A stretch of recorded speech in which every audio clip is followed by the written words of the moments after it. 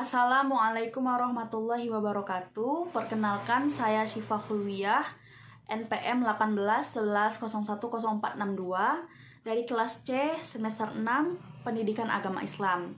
Tujuan saya membuat video ini ialah untuk memenuhi mata kuliah praktikum pembelajaran Al-Quran Hadis. Bismillahirrahmanirrahim. Assalamualaikum warahmatullahi wabarakatuh. Selamat pagi anak-anak semua. Bagaimana kabarnya hari ini? Alhamdulillah jika kalian semua dalam keadaan sehat ya. Oke, sebelum memulai pembelajaran hari ini, kita berdoa terlebih dahulu ya. Berdoa dimulai.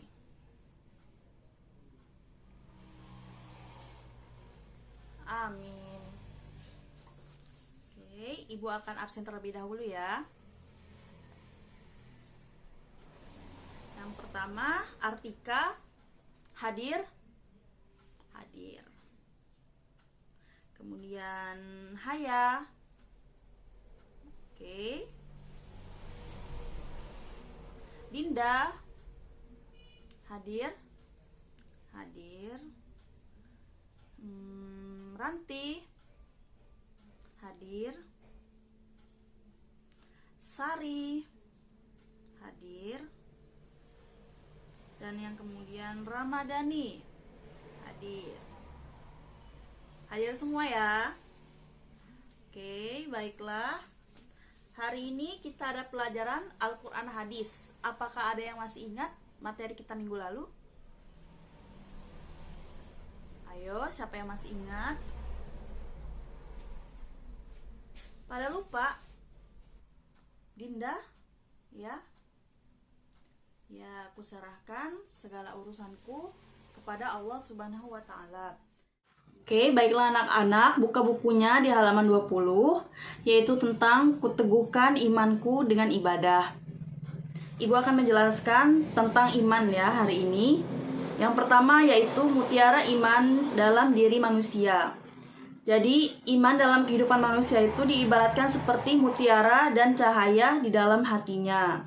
Sehingga tanpa adanya iman, maka kehidupan manusia akan menjadi gelap. Tanpa iman juga, maka jalan hidup manusia bagaikan tanpa arah tujuan, karena tidak ada orientasi tertentu dalam perjalanannya. Iman tidak hanya sekedar keyakinan dalam hati, namun juga diucapkan dengan lisan dan diamalkan atau dilaksanakan dengan anggota badan. Bismillahirrahmanirrahim. Al-imanu ma'rifatu bil qalbi wa qawlu bil lisani wa amalu bil arkani. Yang artinya iman itu diyakini dalam hati, diucapkan dengan lisan, dan dilakukan dengan anggota badan atau perbuatan. Hadis tersebut menjelaskan 3 hal yang menjadi unsur penting bagi sebuah keimanan, yaitu yang pertama diucapkan di hati yang meyakini, kemudian yang kedua lisan yang mengikrarkan, dan yang ketiga anggota badan yang selalu menerapkan atau mengaplikasikannya dalam kehidupan. Kecintaan kita kepada Allah tentulah diawali dari keyakinan kita akan keberadaannya, kemudian lisan kita yang penuh kesadaran mengikrarkannya, dan tentulah tanpa paksaan sedikit pun kita dapat mengaplikasikannya atau menerapkannya dalam kehidupan kita. Itulah bentuk kecintaan yang sempurna kepada Allah Subhanahu wa Ta'ala. Dan itu jugalah merupakan keimanan yang hakiki kepada Allah Subhanahu wa Ta'ala, sehingga kita meletakkan keimanan kepada Allah pada tempat tertinggi dibanding kecintaan kita kepada siapapun. Begitu pula dengan rukun keimanan, karena tentulah tidak sempurnaan keimanan kita jika hanya mengimani hanya kepada Allah Subhanahu wa Ta'ala tanpa adanya malaikat-malaikatnya, kitab-kitabnya, rasul-rasulnya, hari akhir, dan kodok dan kodar, baik yang kita terima sebagaimana hadis riwayat Muslim. Bismillahirrahmanirrahim. Qala Jibril fa akhbirni anil imani. Qala antu minabillahi wa malaikatihi wa kutubihi wa rusulihi wal yaumil akhiri wa tu'minu bil qadari khairihi wa syarrihi. Rawahu Muslim. Artinya, Jibril berkata, beritahukanlah padaku tentang iman. Jawab Nabi Muhammad SAW, hendaknya engkau beriman kepada Allah, kepada malaikatnya, kepada kitab-kitabnya, kepada rasul-rasulnya, kepada hari kiamat, serta kepada qadar yang baik serta yang buruk. Rawahu Muslim. Selanjutnya, keimanan seseorang menjadi hal yang mutlak dimiliki bagi kita umat Islam.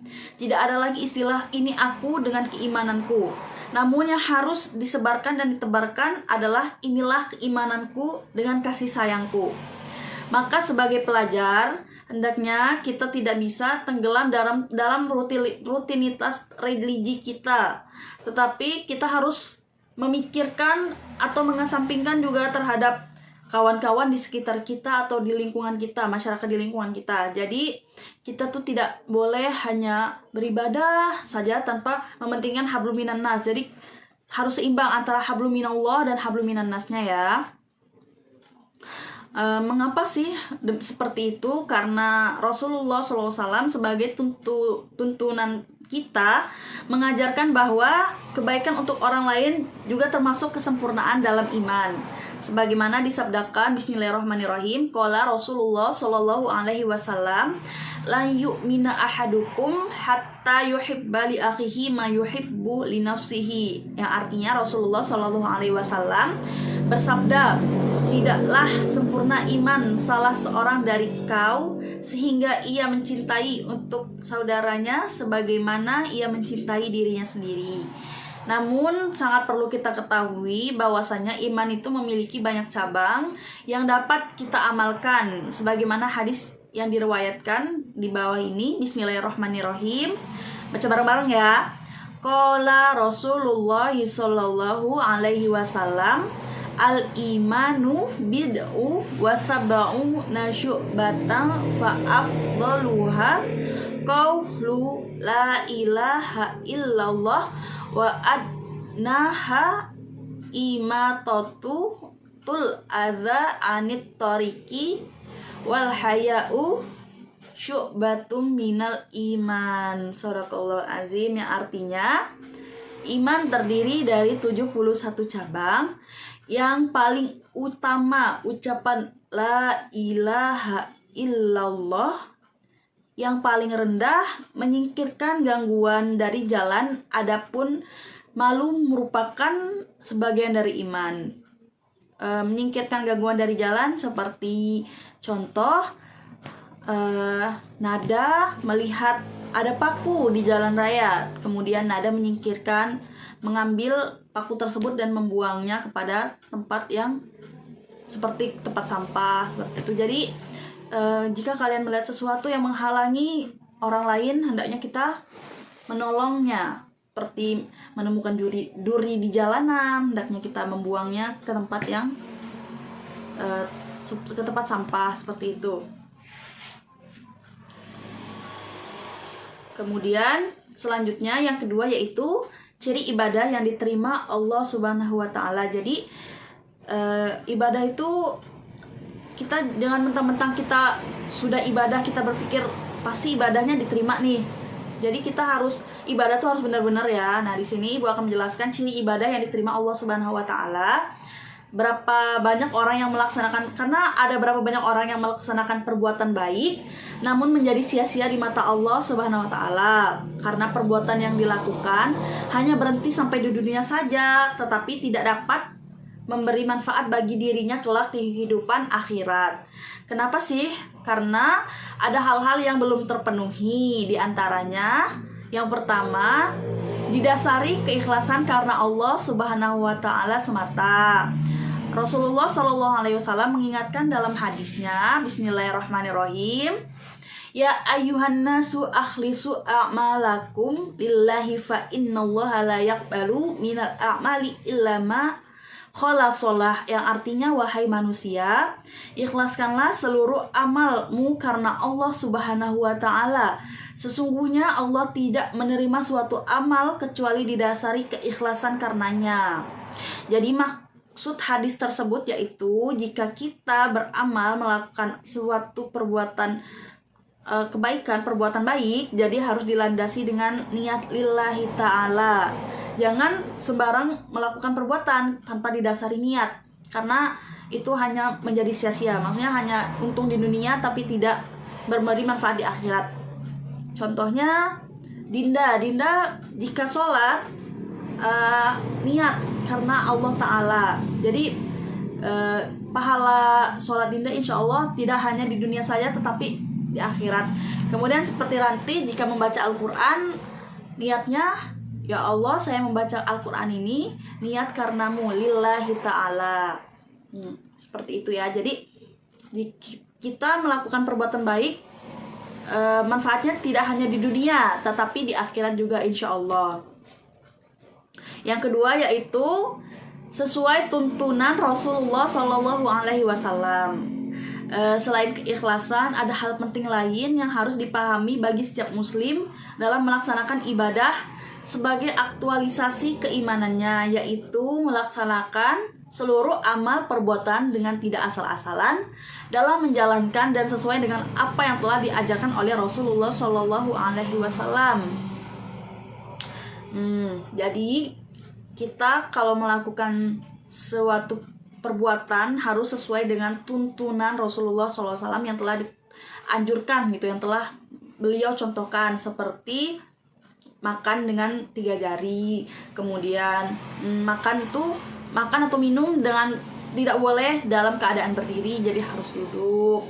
Seperti itu, sangat banyak sekali ya sunnah-sunnah Nabi. Atau melakukan puasa Senin Kamis, sholat sunnah, sholat tahajud, sholat duha, atau sholat rawatib. Masih banyak banget ya contoh-contohnya. Kemudian di sini terdapat hadis. Bismillahirrahmanirrahim. An ummil mu'minina ummi Abdillahi Aisyah radhiyallahu anha qalat qala Rasulullah sallallahu alaihi wasallam, man ahadatsa fi amrina hadza ma laysa minhu fahuwa raddu.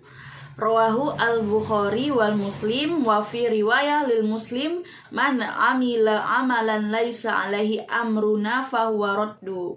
Yang artinya dari Ummul Mukminin Ummu Abdillah Aisyah radhiyallahu anha bahwasannya berkata, Rasulullah SAW bersabda, siapa yang mengada-ada dalam urusan agama kami ini yang bukan berasal darinya, maka dia tertolak. Riwayat Bukhari dan Muslim. Dalam riwayat Muslim disebutkan, siapa yang melakukan suatu perbuatan ibadah yang bukan urusan agama kami, maka dia tertolak. Dalam hal perbuatan yang tidak sesuai dengan tuntunan Rasulullah SAW, tentu kita sering mendengar istilah bid'ah. Bid'ah itu yang Nabi tidak melakukannya. Jadi kita melakukan perbuatan tersebut tanpa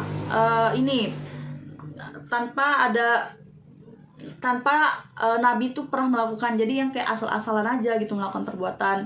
Seperti contohnya melakukan sholat duha. Sholat duha kan ada 12 rakaat. Nah, karena kita tidak sesuai tuntunan Rasulullah SAW, kita melakukannya 100 rakaat atau 1000 rakaat, seperti itu ya.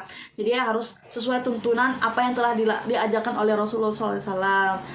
Seperti puasa Senin Kamis, kan kita tahunya puasa hari Senin dan Kamis itu puasa sunnah yang dilakukan oleh Rasulullah. Karena kita tidak mengikuti sunnahnya, kita bisa aja melakukannya bukan hari Senin dan Kamis, tapi hari Jumat dan Minggu, seperti itu. Kemudian bid'ah itu merupakan sesuatu yang baru atau sesuatu yang tidak sama dengan contohnya. Namun di dalam Islam tidak semua bid'ah itu dilarang, karena ada bid'ah hasanah. Bid'ah hasanah adalah hal yang belum ada pada zaman Rasulullah SAW. Jadi bisa jadi perbuatan tersebut tuh ada setelah wafatnya Rasulullah SAW ya. Oke, alhamdulillah kita telah selesai menjelaskan tentang keimanan. Baiklah, Ibu akan bertanya kepada Haya ya. Haya udah hafal rukun iman kan? Tolong sebutkan rukun iman. Ibu ingin mendengar satu-satu dari kalian apakah ada yang sudah hafal atau belum rukun iman. Oke, Haya, silahkan. Iman kepada Allah. Kemudian yang kedua, iman kepada malaikat, benar. Dan yang ketiga, iman kepada kitab-kitab Allah. Yang keempat, iman kepada Rasul, benar. Dan yang kelima, iman kepada hari akhir. Dan yang keenam, Bagus, iman kepada qada dan qadar. Semuanya udah pada tahu kan rukun iman? Apa ada yang belum tahu? Udah tahu semua ya, alhamdulillah. Oke, karena pelajaran kita hari ini sudah selesai, kita baca doa terlebih dahulu ya. Bismillahirrahmanirrahim. Alhamdulillahirrahmanirrahim. Baiklah anak-anak, hari ini tidak ada PR ya, tapi tugas kalian membaca materi selanjutnya. Karena minggu depan kita akan belajar tentang bab baru. Baiklah, Ibu akhiri pelajaran kita hari ini. Billahi taufiq wal hidayah. Wassalamualaikum warahmatullahi wabarakatuh. Sekian video pembelajaran dari saya. Semoga bisa bermanfaat untuk kita semua. Terima kasih. Wassalamualaikum warahmatullahi wabarakatuh.